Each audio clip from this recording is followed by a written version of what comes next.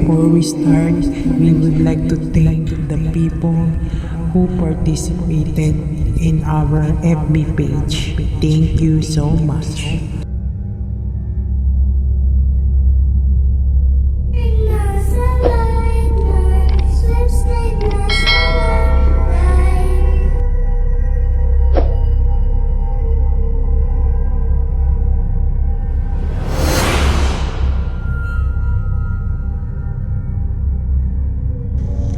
During the wake of my sister in Canada, I was reading all the nice messages people left in the book.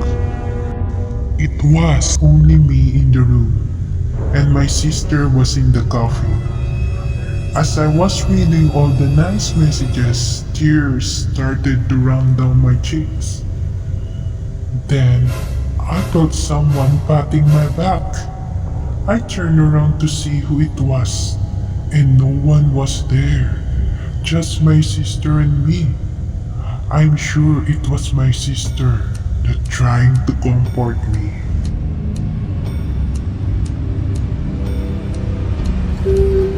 Yung nakanta ko sa Smule, sinarado ko ang pinto, tapos biglang may nagbukas pero wala namang tao.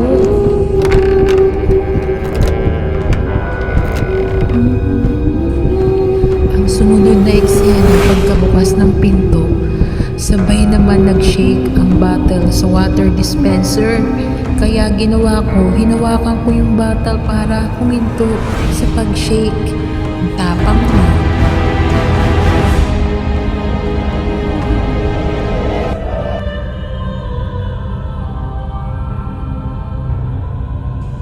Isang umaga, 4:00 ng madaling araw, kitang-kita kong lumabas sa pinto si tatay para bumili ng pandesal. Every morning, maagang bumibili ng pandesal si tatay sa bakery. Nagbabasa ako ng mga text messages nung while waiting for him.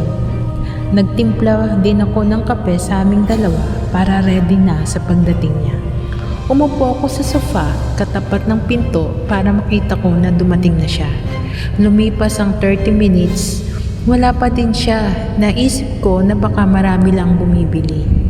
Lumamig na ang kape, 45 minutes na lumipas, wala pa ding dumating. At sa tabi ng chair na inuupuan ko ay pinto ng kwarto ni tatay. Maya-maya naramdaman kong lumabas sa kwarto. Nilingon ko na halos mahulog ang inuupuan ko. Lumabas si tatay sa kwarto. Ako ay natakot at sinabi ko kay tatay, akala ko bumibili kayo ng pandesal dahil kitang-kita ko kayong lumabas sa pinto at 45 minutes ko na kayong inaantay.